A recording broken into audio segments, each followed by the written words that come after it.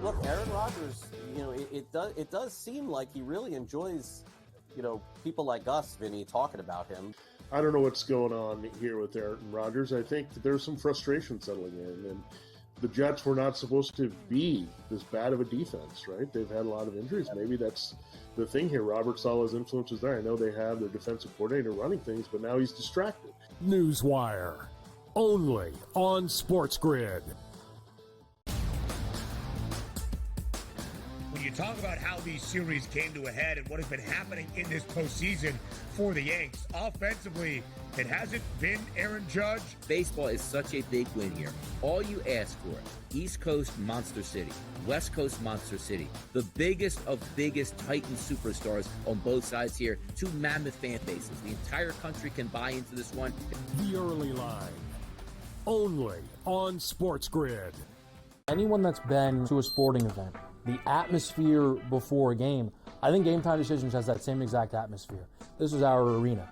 This is what we do. There is going to be an energy to Game Time Decisions that you will feel night in and night out. The excitement you get when you lock your bets in, when you're figuring out what you want to do, we can zone in on the biggest games each night. I want this to be the place that people come to before the games start so they feel as ready as possible to lock in their cards. We are going to hit every single one of those markets that you need to know about. We're going to go through every single thing, and I've got a great team behind me that's going to help me get the job done. There is not going to be a better place, I promise you, than Game Time Decisions to get that new information, react to it, and be able to then bet accordingly. We will have everything at our disposal, and we will use that to our advantage. I'm Kevin Walsh. Tune into Game Time Decisions from 6 to 8 p.m. Eastern.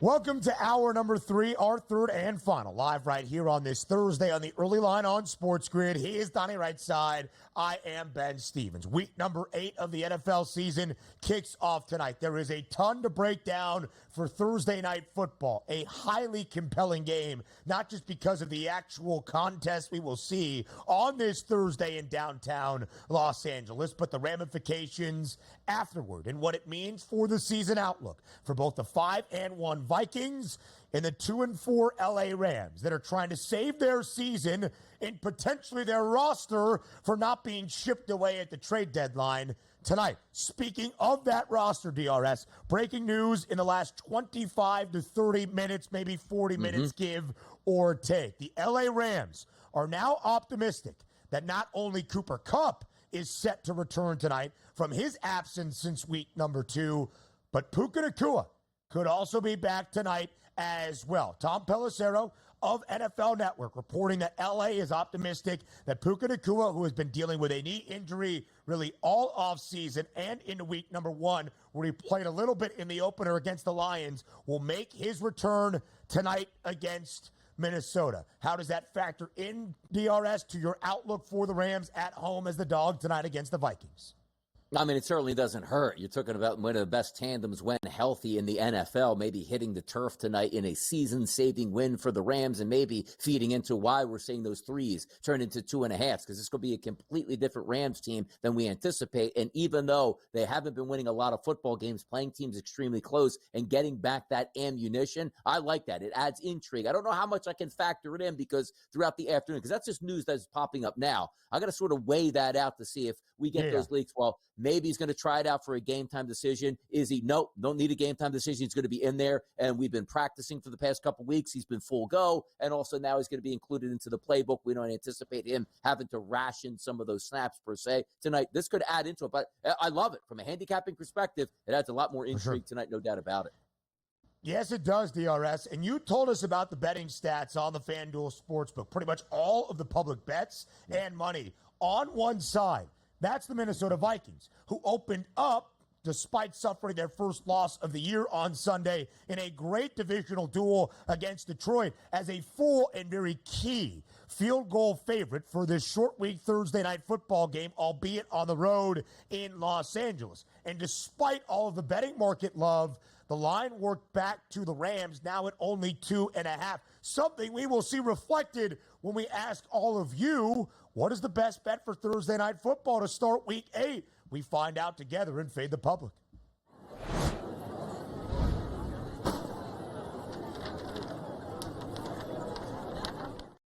Again, DRS backing up the stats on the FanDuel Sportsbook. What is the best bet for Thursday night football? The Vikings as a road favorite. The Rams as a home underdog on this short week. Over 48.5, under 48.5. The total barely getting any love from the public.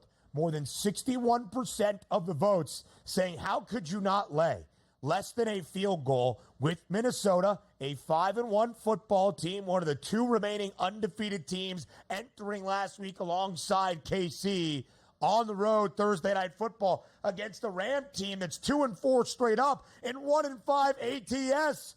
And yet the line works against both the public and the betting market. So DRS, I feel like we got to fade the public, right?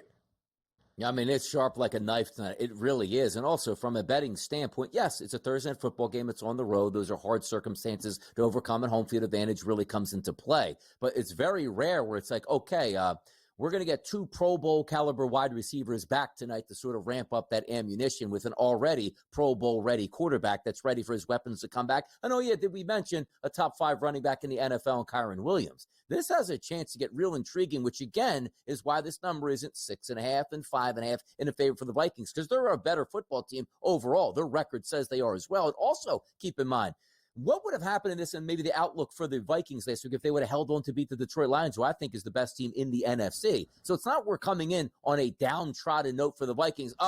They lost to the Patriots 36-13 last week. We knew they were eventually going to get beat and they were a bad football team. No, they lost to me again, the best team in the NFC at the end of a football game on a late score. So it's not as if the Vikings are coming in cry me a river. Now we can't turn the season around. This is a very good football team. It's one, again, where sides matter, and you're looking at that heavy public favorite on the Vikings, where you can see the public saying, the Vikings are good. They're under 3 points. I'll take them against a bad Rams team. But this isn't the same Rams team we're going to see tonight if Puka Nacua shows up than what the anticipation was just like a week and a half ago.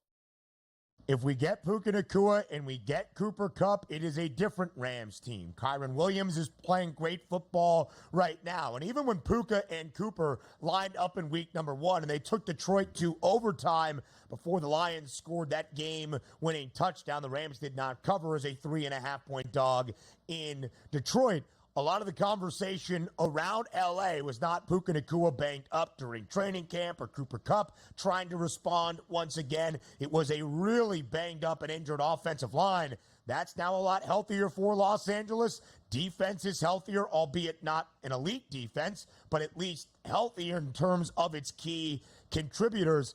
Donnie, again, 2.5 is an intriguing number, especially when you could have got the flat number and the key number of a full field goal of 3 just about 24 to 36 hours ago. Our lovely FanDuel Sportsbook is offering a 30% profit boost for this Thursday night football game. You can take the Rams at plus 3.5, minus 148 is the juice you have to pay, but throw the old profit boost on it. It is much more palatable. It will probably be my play. Again, if the Rams do cover and lose by 3, does it change their outlook? Will they still be heavy sellers ahead of the deadline now that everybody is getting healthier? Will Cooper Kupp be somewhere else by the time we reach week 11, week 12? Might Matthew Stafford not be under center all that much longer in Southern California? Legitimate questions for this Rams front office to answer following tonight's outcome.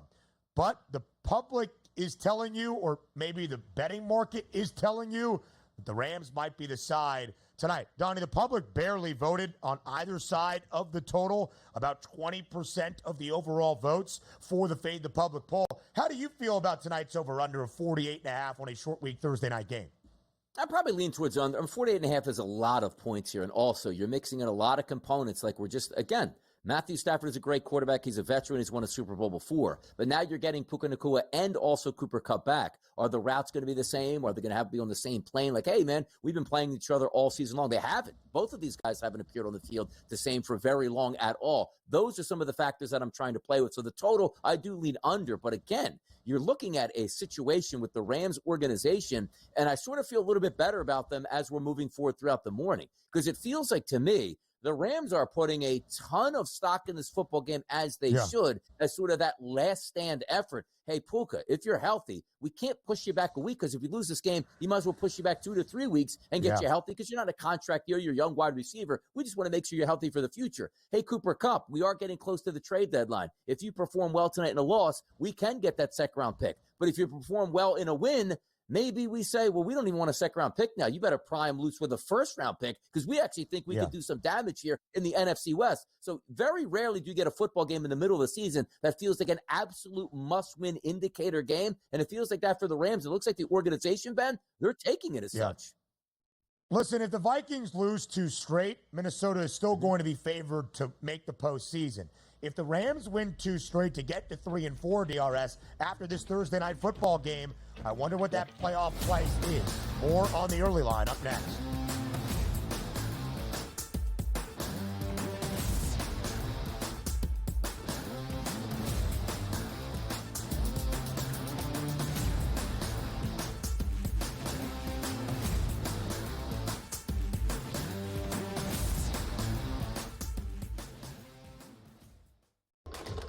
Enter into the magical world of McLuck.com, where even the smallest of spins can win real cash prizes.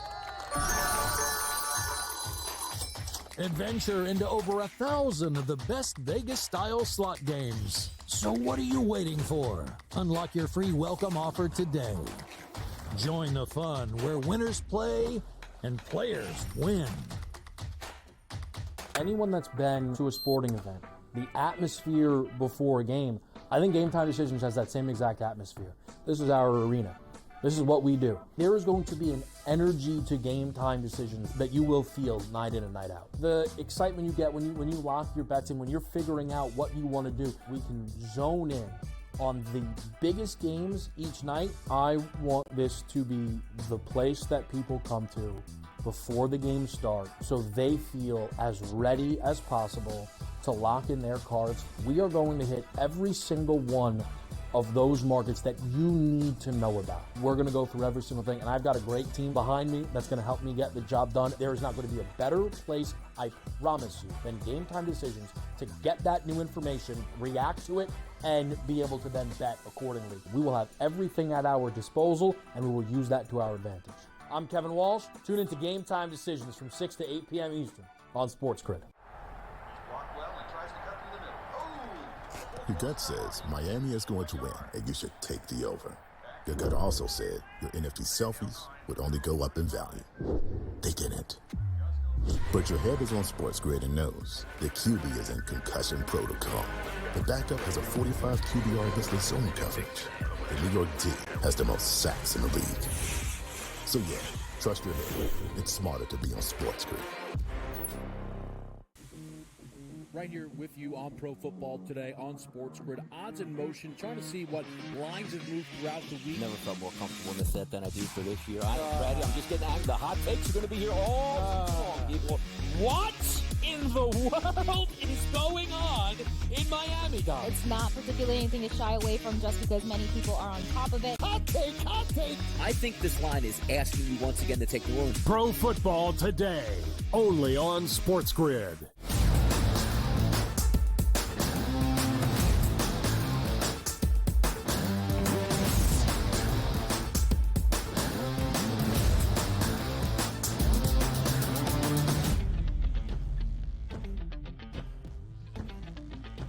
The last time on the early line that before the Fall Classic begins, Craig Mish will preview the 2024 World Series live on this Thursday on TEL. We welcome in the host of Newswire, starts at 11 a.m. Eastern Time, and our MLB insider, Craig Mish. A preview of the 2024 World Series once again on the eve of the Fall Classic. Craig, it's been a long wait. right? It's been nearly a week since the NLCS had been determined on a Sunday night at the Ravine. Finally, tomorrow to downtown LA we go once again for the start of the World Series. Excitement level, I would expect for you, breaks the meter. It's at an 11 out of 10. Look, I honestly can't wait. I do love this matchup. I love the fact that the two best teams are going to face off, the big markets.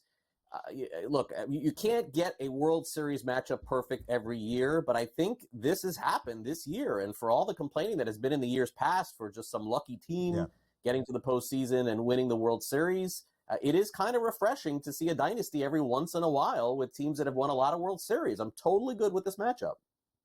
The two top seeds in each playoff bracket, the two iconic brands, face off in a World Series for a 12th time, but the first time in a very long time at the Ravine starting tomorrow night. So let's round them all once again with Craig Mish. It is time for the Daily Bases. Gotta be right. Oh, missed opportunity. Final Daily Basis before the World Series start. Not to get Alisi. Craig. Anyway, Craig, we looked at the odds, you and I together, on Tuesday morning. It is expected to be close. It is expected to be competitive. The Dodgers, a slight favorite outright to win the World Series at minus 122. Overall, the total games, 5.5. The over has the hefty juice at minus 180. Craig, I asked for an official World Series prediction on Tuesday. We didn't necessarily get it. Have you hammered down your official prediction? Who wins and in how many games? Yeah, it's really tough. I think that it honestly is a coin flip for me. I gave out something the other day that I do think is viable. And somebody was actually, telling me, I don't know if it's on social media or whatever, well, if you're going to pick the Yankees to go 2-1 in the first 3 games, I mean, what do you think? All of a sudden the Dodgers are just going to come back roaring and win the series. So, boy, despite what I really want to do, I think I will say that the Yankees will win the World Series in 6 games. And again, it's only because of the guy they have pitching in Game 1. I do think that gives them a major advantage.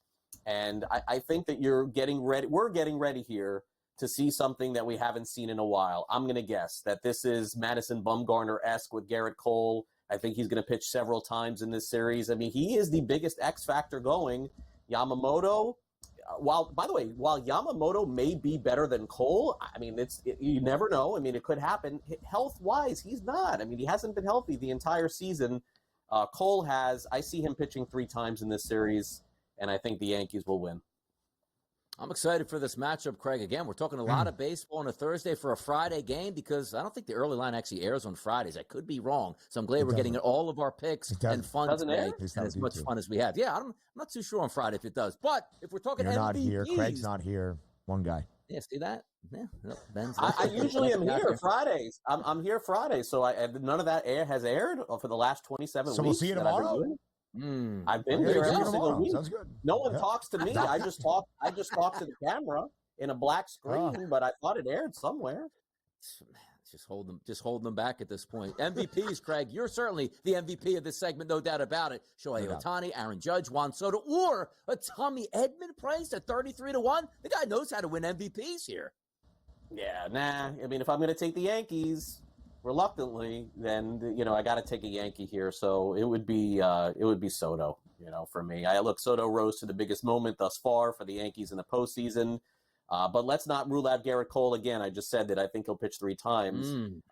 I've seen this. I mean, so many teams, when they win the World Series in 6 or 7 games, you see that one starter coming in out of the bullpen to finish games and stuff. I just like when I close my eyes and I picture how it ends, it's like I see Cole pitching the 9th or something like that in Game 6. And so I don't want to leave that out here, but is he nowhere on the board here to win the MVP? That's interesting. Pitcher's not allowed in the top anymore. 10 at the he's not in the top 10 at the very least. Again, Craig's World Series prediction, Yankees in 6. You know how hard that must have been for him to offer up. You see it there, 4 games to 2 at plus 600. Craig, yesterday, I don't think the early line aired either. At least I wasn't here. Wow. But the Fade the Public Some poll say the best ratings of the year. Who is it? Nothing like an Australian bloke breaking down baseball. But the Fade the Public poll, that was ugly. That was ugly. We're getting off the rails. Let's bring it back in. Yesterday, we were asked the Fade the Public poll. Who is under the most pressure, Craig, in the World Series? New York's Aaron Judge or LA's Shohei Ohtani? And in a landslide, it was Aaron Judge, despite what our protected producer, Joe Frizo, tried to reply to the Fade the Public poll. I ask you the same question, Craig Mish. Who is under more pressure entering the Fall Classic? Is it Judge or Ohtani?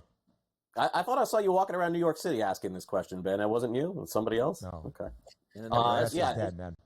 There's always more pressure on the Yankees in every single scenario. Like Dodgers are down 0-1 in the series, everyone will be like, all right, they'll come back. Yankees are down 0-1, gotta fire Boone. You know how that goes. So yeah, I mean, easy, open and shut case here. Always more pressure on the Yankees. Aaron Judge. If we are looking at game number one, I'm like just handicapping the series itself. I actually don't see a way that the Yankees can win this series without winning that Garrett Cole start in game number one. And they're the underdog in that game. So if we are looking at game number one, I also like a team total over 3.5 for the Yankees. I just see it playing out that way. This is a must-win game for the Yankees, and I think Cole's going to provide that. Yeah, look, I mean, Donnie, in terms of what you're saying, I think it's accurate. The one thing that I would say is I think you throw out like any kind of home field advantage. You look at the last 10 years of the World Series, it doesn't matter. So it doesn't matter where they're playing. It's just a better team. Yeah. I would also say tonight, and again, I'm playing little narrative street here, look for that first inning for the Dodgers to be extremely fired up with what they're going to do for Fernando Valenzuela at the beginning of this game. I know I'm playing that card here, guys. I do think it's going to be a really emotional start to the game for the Dodgers. Sure. Look for that early on if the Yankees can survive that. Garrett Cole 1-0 this postseason with a 3.31 ERA. 8.5 the total. The Dodgers have had a lot of offense throughout this postseason. Craig, I guess we'll see you tomorrow. We're on the early line.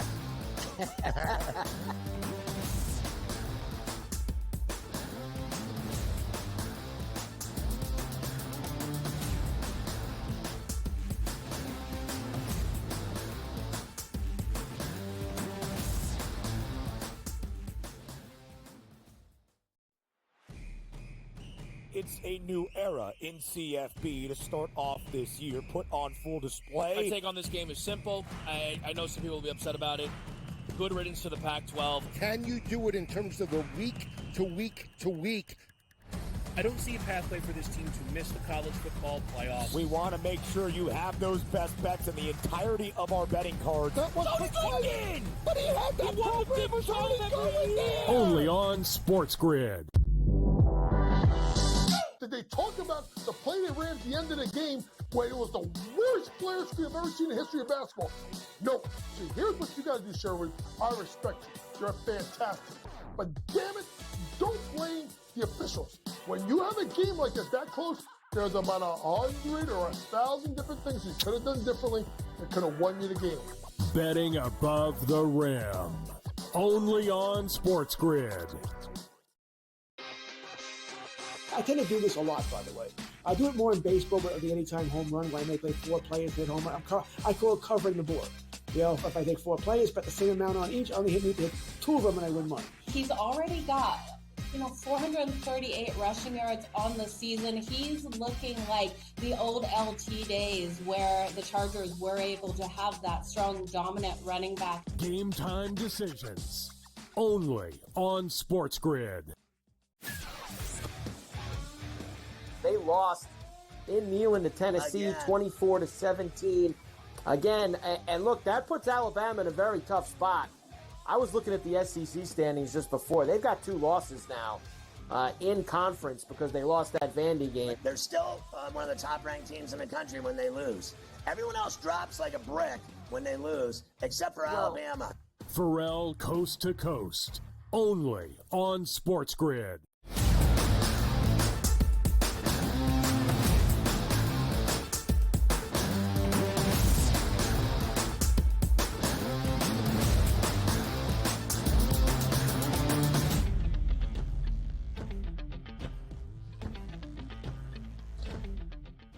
A 4-game slate in the NBA on this Thursday night, and a few teams waiting to make their season debut in 2024-25, including two of the front-runners, DRS, for a Western Conference crown this season. That includes the Western Conference favorite entering the year, the Oklahoma City Thunder, and a team that has won the Western Conference championship in the last 2 seasons, along with a Larry O'Brien trophy. That's the Denver Nuggets. Tonight at altitude, the Nuggets play host to OKC. Denver, a 2-point home favorite. Total stands now at 227. Listen, it's the opening night of the year. It's more than likely not going to move the market, but it is an impactful game that we will certainly take narratives from. What do you think the overall reaction will be to the opening night in Denver between the Nuggets and the Thunder? Oh, it'll be a tone center. And so many times that I take a look at the NBA and say they get things right, they got things wrong tonight, Ben. Do you know why? This game, Oklahoma City and Denver, which everybody wants to watch, buried at 10 o'clock. You got to be kidding me at this point here. Because Gilgeous-Alexander, Caruso, Dewart Williams, Holmgren going up against Nikola Jokic. We want to see that. Why is this game 9 o'clock, 8 o'clock, 7 o'clock here at this point so the country can watch this game and enjoy it? So I'll be just like most Americans. I'll wake up in the morning and say, wow, what an awesome game that was that I did not get to watch. But you do see the respect that you're getting for Oklahoma City. That line opened up at 2.5 at the FanDuel Sportsbook. It's now actually down to 2 live and a total of 227. I do like this as a tone setter for the season for OKC. Slight underdog price. Show me what you're worth. Show me you're ready to go this season. Go out and beat Denver opening night on the road.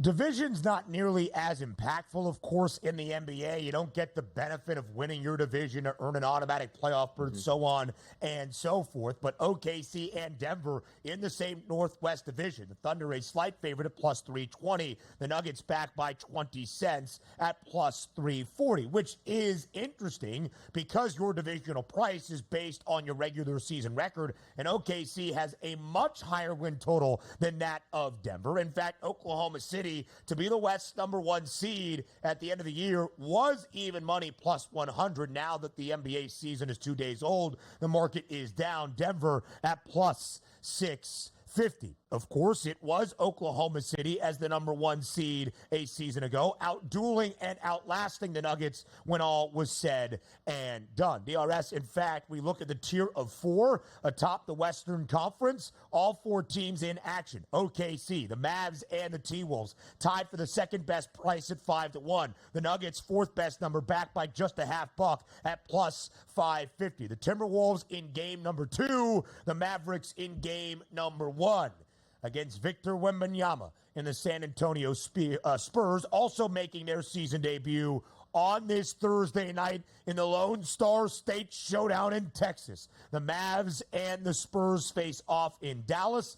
Dallas booked as an 8-point home favorite. Total 229.5. Donnie, that feels correct, right? Dallas was the Western Conference champ a year ago with a much brighter outlook. San Antonio won just 22 games in Victor Wembanyama's rookie season. It should be an 8-point spread. But in my estimation, if Wemby is going to contend for an MVP and San Antonio might even flirt with a playoff berth, they keep it within the number tonight. Yeah, maybe a lot of 3-point shots, too. You don't want to go down in the paint because that guy's going to be able to come out of nowhere and block your shot. So if I'm looking at this game optimistically, let the 3-pointers rain from Luka Doncic, Kyrie Irving, and Klay Thompson as we start the Klay era now for the Dallas Mavericks. But for me, if I want to take a real shot in this game, it's not the 8.5. It's not the 229.5. It's getting the season started off on the right foot. That's Luka Doncic on his way to a possible MVP. Give me the triple-double tonight that I think is priced around that plus 260, plus 270 number where it was this morning on the FanDuel Sportsbook. Luka with a big night tonight. 10 boards, 10 rebounds, 10 assists or more. Absolutely, Luka. Let's get it on.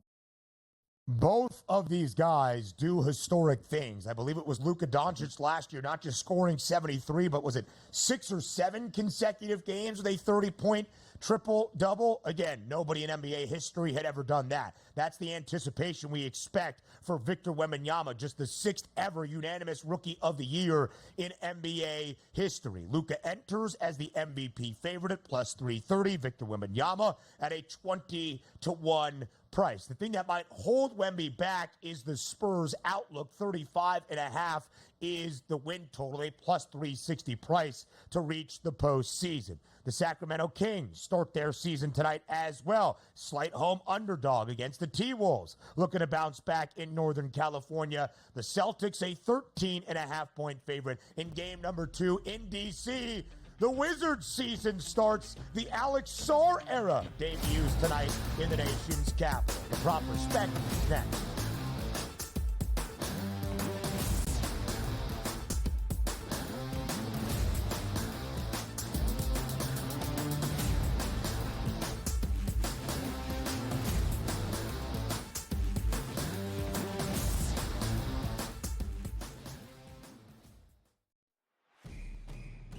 It's a new era in CFB to start off this year, put on full display. My take on this game is simple. I know some people will be upset about it. Riddance to the Pac-12. Can you do it in terms of the week to week to week? I don't see a pathway for this team to miss the college football playoffs. We want to make sure you have those best bets in the entirety of our betting cards. That was Did! but he had that program was already going there. Only on SportsGrid. Did they talk about the play they ran at the end of the game where it was the worst player screen I've ever seen in the history of basketball? No. See, here's what you got to do, Sherwood. I respect you. You're fantastic. But damn it, don't blame the officials. When you have a game like that close, there's about 100 or 1,000 different things you could have done differently that could have won you the game. Betting above the rim. Only on SportsGrid.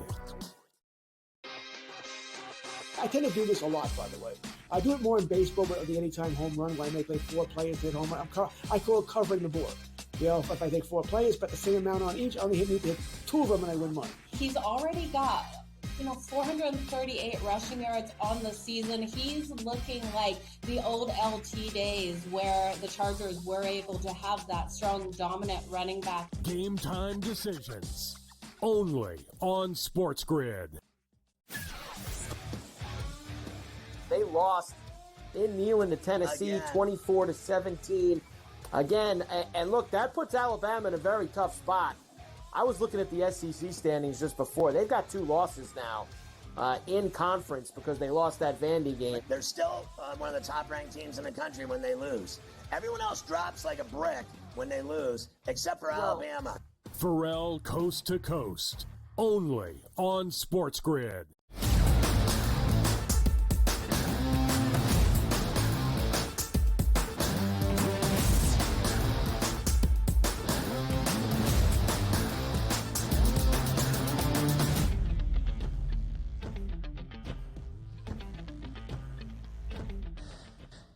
Everybody knows the power of 3. Triples are better. For a 3rd time this week in 4 days on the early line, SportsGrid's Tom Vecchio joins us for the prop perspective. He was here Monday night for the Monday Night Football doubleheader. He was here on Tuesday for the Frozen Frenzy and the start of a new NBA season. And once again on this Thursday, ahead of a hugely impactful Thursday night football game in L.A. between the Rams and the Vikings. We've got the World Series starting tomorrow. We've got 4 games in the NBA. What can't Tom Vecchio do? The answer is nothing. He does everything. He's here once again. Vecchio, thank you for your time.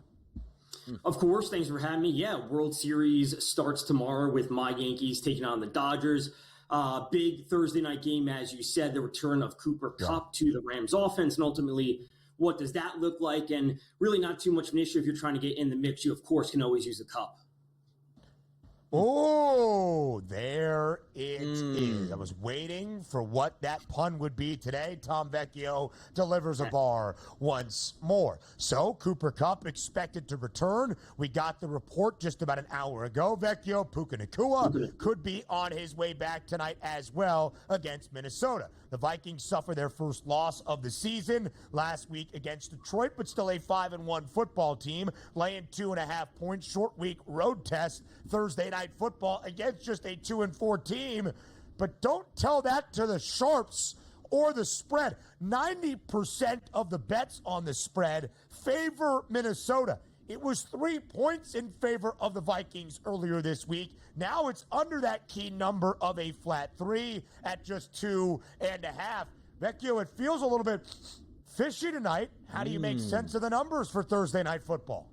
Yeah, this is certainly one of the tougher games we've had this year. There's so much going on. I think we'd all agree that Minnesota is the superior team in this matchup, but the Rams, all of a sudden, about to get all of these reinforcements can really change things. So I'm actually looking a little bit on the Rams side of things of what I'm expecting. And I think a lot of this comes down to the Minnesota defense, which I find like really, really fascinating. They're allowing the 6th fewest points per game, the 2nd fewest rushing yards per game, but they're also allowing the 3rd most passing yards per game. So we often see them jump out ahead, and they're up by 14-0, 17-7, whatever it is. And the opposing teams are often playing with positive passing game scripts. So they're not giving up rushing, which means it might not be a big Kyren Williams week. And then the Rams, set to get these reinforcements at wide receiver, they could be in for a big week. Let's take a look at the quarterback position here, how maybe that factors into some reinforcements coming back for the Rams. The Matthew Stafford, 242.5 as his passing prop. If you look at Sam Darnold, that's 245.5. The touchdown props, both listed at 1.5, but also juiced. Matthew Stafford plus money at a plus 116 price, and Sam Darnold at a minus 122. If we're looking at Stafford and Darnold, which quarterback has the attention for you tonight? It's got to be Stafford, and it could be for a variety of reasons, especially, again, if they're going to be playing from behind. I like Stafford's passing attempts. I like him for the yards, and ultimately, I kind of like him for an interception. Again, just based on the volume of passes he may be like forced to have tonight, there's a good chance that he does throw an interception against a good defense, which, again, will put the Rams playing from behind. I think does bring some correlation with the over on his passing attempts. So I actually like the Rams for a lot of different things tonight. I think we can, of course, look to the main options on the Vikings, but, man, I think Stafford's got some juice tonight. He might have some juice, Vecchio, and he might have his 2 top targets back. Puka Nacua was battling with an injury all off-season long, tried to work his way back for game 1, never fully healthy. Cooper Kupp was fully healthy only for that opening game. 14 receptions on 21 targets for 110 yards and a touchdown. Let's look at the running backs because they're 2 guys, Vecchio, that do a ton. Kyren Williams, anytime TD price, now minus 195. I guess it makes sense as he has scored a rushing touchdown in 9 consecutive regular season games. He's got 9 total TDs in 6 games this year. Aaron Jones has been a revelation for this Minnesota offense. How do you approach a great running back duo on this Thursday night?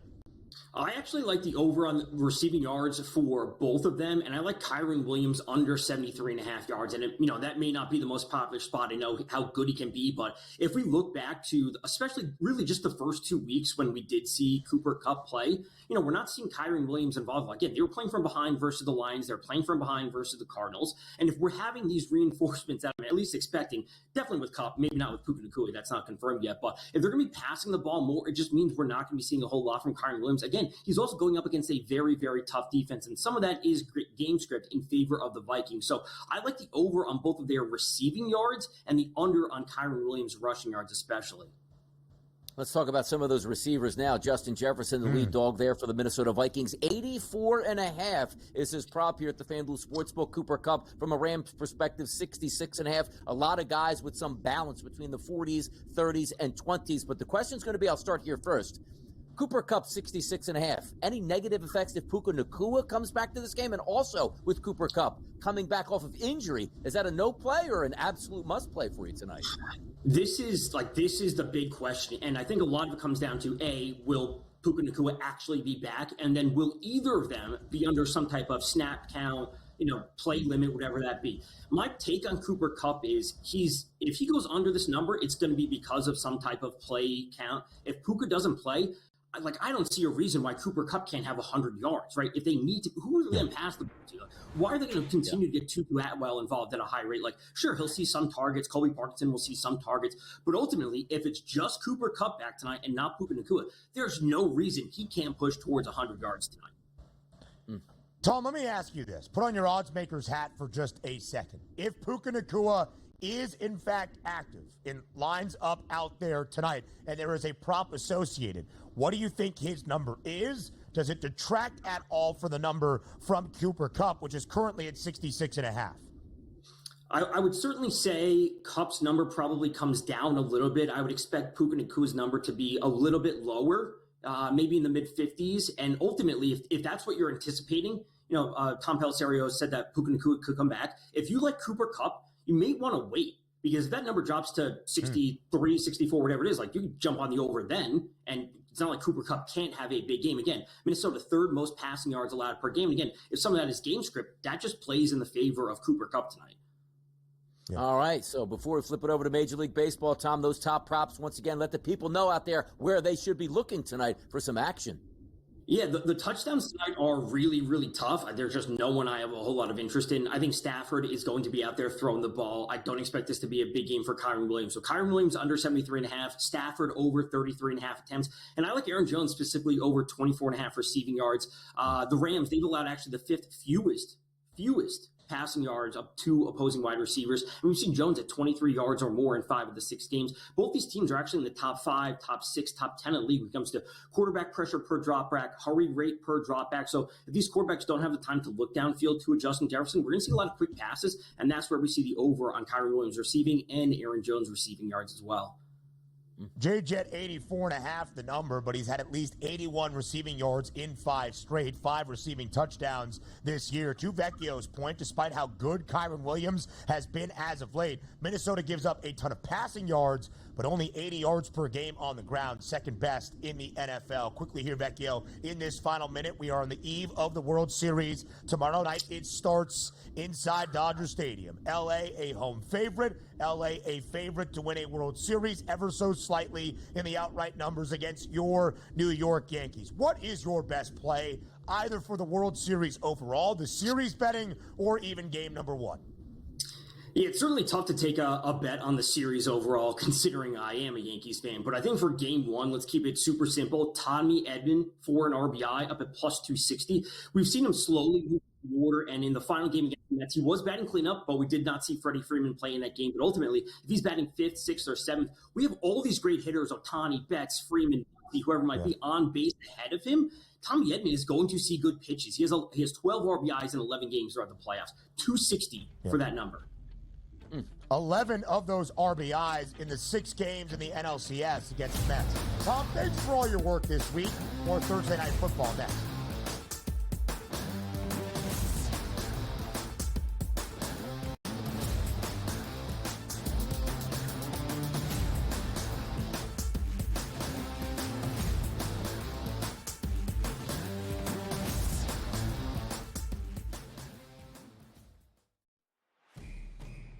It's a new era in CFB to start off this year, put on full display. My take on this game is simple. I know some people will be upset about it. Good riddance to the Pac-12. Can you do it in terms of the week to week to week? I don't see a pathway for this team to miss the college football playoffs. We want to make sure you have those best bets in the entirety of our betting cards. That was the but he had that Only on SportsGrid. Did they talk about the play they ran at the end of the game where it was the worst player screen I've ever seen in the history of basketball? No. See, here's what you got to do, Sherwood. I respect you. You're fantastic. But damn it, don't blame the officials. When you have a game like that close, there's about 100 or 1,000 different things you could have done differently that could have won you the game. Betting above the rim. Only on SportsGrid. I tend to do this a lot, by the way. I do it more in baseball, but the anytime home run, where I may play 4 players, hit home run.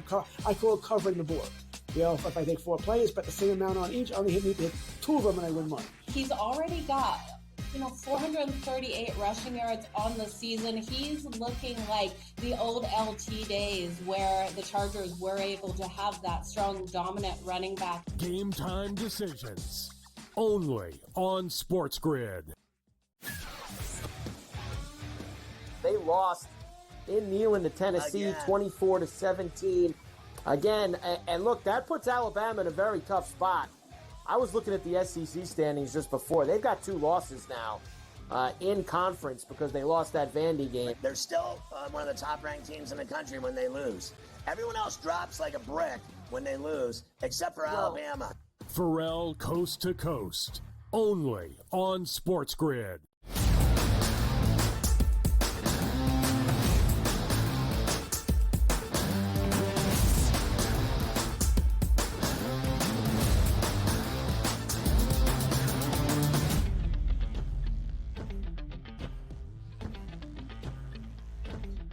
We give you our best bets and our breakdown. One final time for Thursday Night Football, the first game of week number 8 of this NFL season. DRS, I think we've done a good job of breaking down every angle, the significance of this game in week number 8, what it might mean for Minnesota, a 5-1 football team that suffered its first loss of the season a week ago. Even if they fall to 5-2, I still think we would all say Vikings aren't fraudulent. Maybe they're not the best team in the NFC, but still expect them to factor into the NFC North title race and, of course, a playoff spot. It is much more impactful for the Rams, especially with all of the swirling rumors. The Rams could be heavy sellers. Cooper Kupp, Matthew Stafford, perhaps, ahead of the trade deadline. If the Rams lose this game, even if they cover, if the Rams lose this game and fall to 2-5, that might be the path forward for Los Angeles this season. If they win, though, it is a new season at 3-4,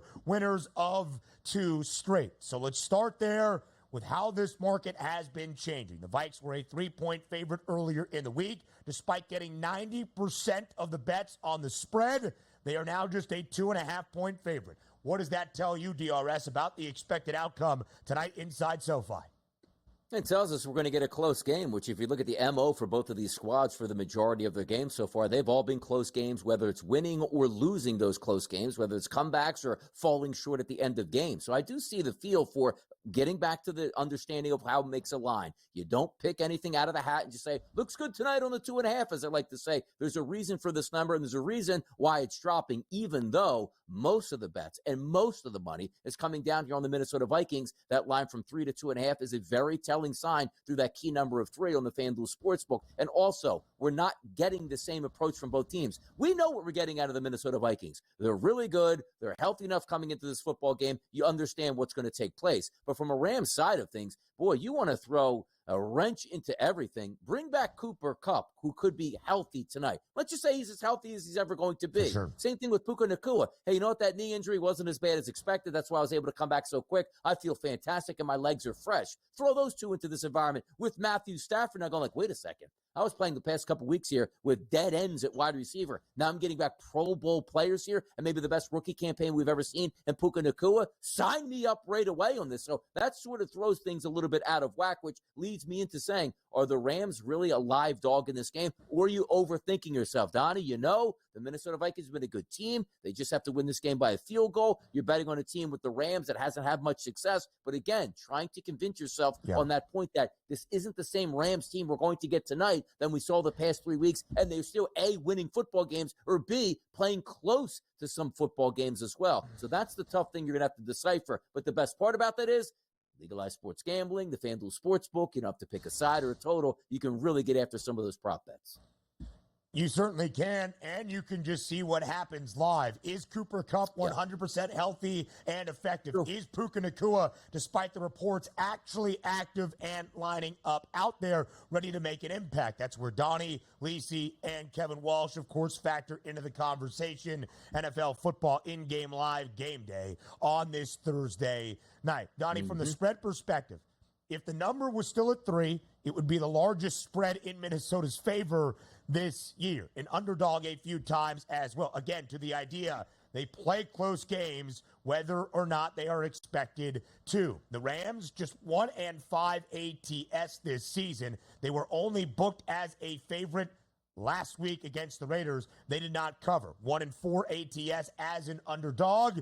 But some of those games, not necessarily blowouts outside of week 2 against Arizona. The Rams have gone under in 2 straight as the defense has been healthier, over in 3 of their first 4. Minnesota under in 4 of 6. Under in all 4 games against non-divisional foes. The only 2 overs for the Vikes against their NFC North competition. A win, 31-29 against the Packers. A loss, 31-29 against the Lions a week ago. They've allowed 60 points in their 2 games against their divisional opponents. They've only given up 47 in total in their 4 other games. Here are the totals for tonight, so you can see that look. 48.5 is the over-under. Now let's get to the props.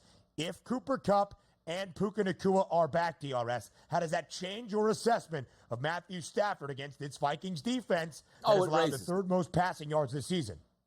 Yeah, it raises it up, too, because we're taking a look at maybe one of my most bettable numbers that I've seen over the past couple of years for me is always the over 1.5 touchdown passes for a quarterback. Yeah. You're telling me Matthew Stafford in the game tonight if he gets back, Puka Nacua, and also now Cooper Kupp that he can't throw for 2 touchdown passes. And most times that you like those 1.5 numbers, Ben, minus 125s, minus 130s, minus 150s, minus 160s. Oh, easily get that. You're getting plus money on Matthew Stafford to throw 2 touchdown passes in a game where he's going to be at home on turf and not worried about any weather conditions here with a total that's close to 50 points. That sounds like something I might be buying into.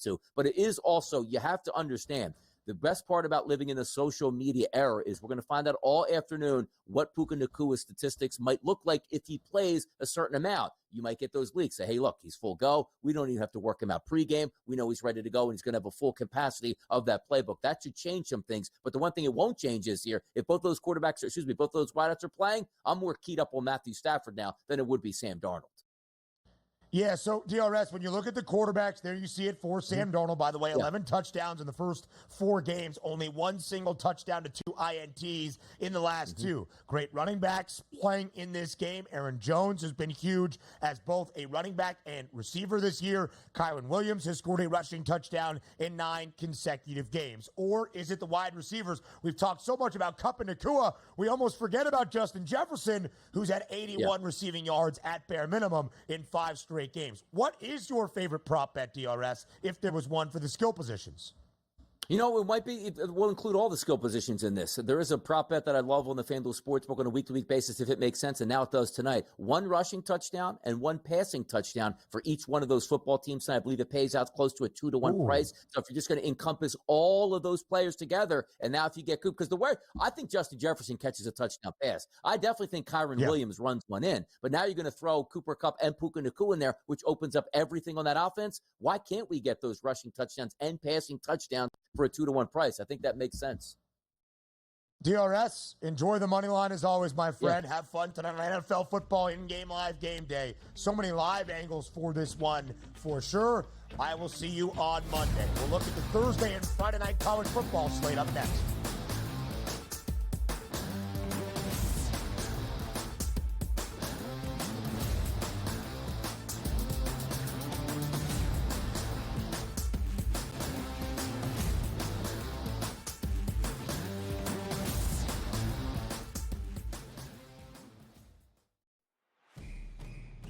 It's a new era in CFB to start off this year, put on full display. My take on this game is simple. I know some people will be upset about it.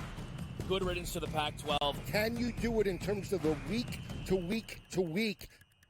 I don't see a pathway for this team to miss the college football playoffs. We want to make sure you have those best bets in the entirety of our betting cards. That was Again! But he had that program for Only on SportsGrid. Did they talk about the play they ran at the end of the game where it was the worst player screen I've ever seen in the history of basketball? No. See, here's what you got to do, Sherwood. I respect you. You're fantastic. But damn it, don't blame the officials. When you have a game like that close, there's about 100 or 1,000 different things you could have done differently that could have won you the game. Betting above the rim. Only on SportsGrid. I tend to do this a lot, by the way. I do it more in baseball, but the anytime home run, where I may play 4 players, hit home run. I call it covering the board. You know, if I take 4 players, bet the same amount on each, I only need to hit 2 of them and I win money. He's already got 438 rushing yards on the season. He's looking like the old LT days where the Chargers were able to have that strong, dominant running back. Game time decisions. Only on SportsGrid. They lost in Neyland to Tennessee, 24-17. Again, and look, that puts Alabama in a very tough spot. I was looking at the SEC standings just before. They've got 2 losses now in conference because they lost that Vandy game. They're still one of the top-ranked teams in the country when they lose. Everyone else drops like a brick when they lose, except for Alabama. Pharrell Coast to Coast. Only on SportsGrid.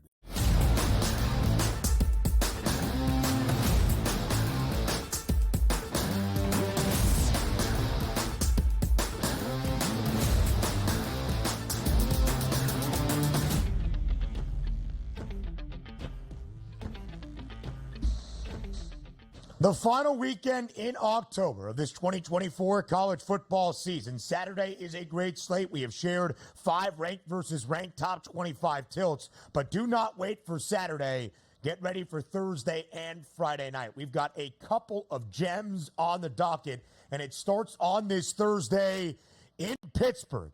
The Pitt Panthers are 6-0 for the first time since 1982. Pitt now one of 9 remaining undefeated FBS programs after Liberty was knocked off last night by Kennesaw State. And in the first 5 games for Pitt this year, they were a perfect 5-0 against the spread. They did beat Cal in their most recent game, now 2 Saturdays ago, but only by 2, unable to cover as a 3.5-point favorite. They host my Syracuse Orange tonight, 5.5-point spread in this ACC affair. Syracuse, a 5-1 football team with the only loss, a dreadful one against Stanford that could plague this Syracuse team the remainder of this season. Because outside of that, SU has been darn good. The Orange, a win on a Friday night a few weeks ago against UNLV. The Rebs' only loss so far this season. Syracuse was an underdog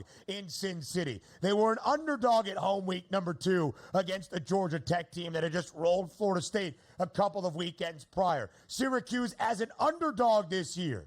A perfect 2-0, not only just ATS, but straight up, outright, winning outright in both of their games as a dog. Syracuse in those 2 games winning outright as an underdog, 31 points against the Bees, 44 against UNLV.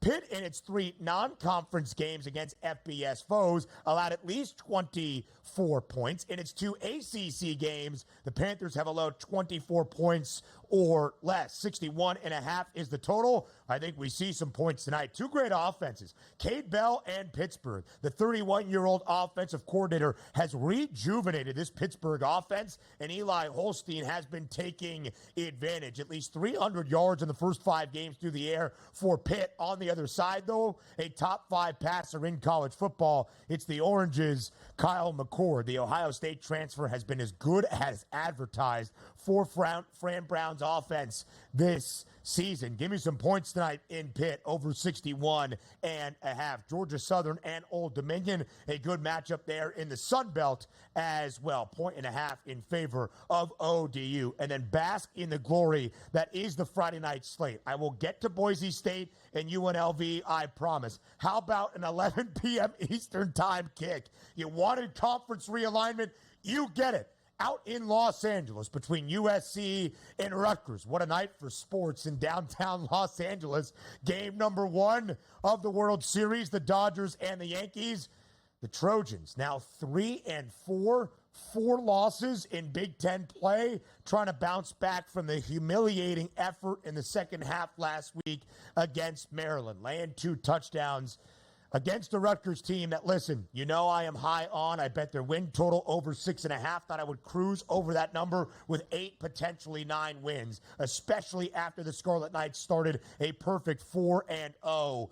It has been anything but easy since. A banged-up Rutgers defense has me worried, but keep an eye on Kyle Monungai, the reigning Big Ten running back of the year, shredding a bad USC defense. BC getting 7.5 points against Louisville. The Cardinals trying to bounce back from a huge scoring output last week against Miami. Louisville has allowed a ton of points in ACC play. 52 last week against the Canes, at least 19 in every matchup against a Power 4 opponent so far this season, and they've allowed running quarterbacks a ton of yardage as well. Should be a ripe spot for Thomas Castellanos to put up some points tomorrow night against Louisville. Now, for the game of the year so far in the group of 5. A huge Mountain West showdown tomorrow in Las Vegas. Number 17, Boise State. UNLV, the only loss in non-con play against Syracuse. The Running Rebs catching 3.5 at home. I do favor Boise State. Now, neither of these teams are as bad against the run as you might expect to see a ton of points tomorrow night in Las Vegas. The total 64.5. The Broncos over in 5 of 6 games to start this year. Ashton Genty will give you the rushing yards prop again tomorrow and discuss his overall season outlook, but it should not be shocking to see it at 190.5. Boise State gets after the quarterback. 29 sacks, leads all of FBS this year. It's why I avoid Malik Williams. Plenty more on a Football Friday. The early line returns tomorrow, 8 a.m. Eastern, here on SportsGrid.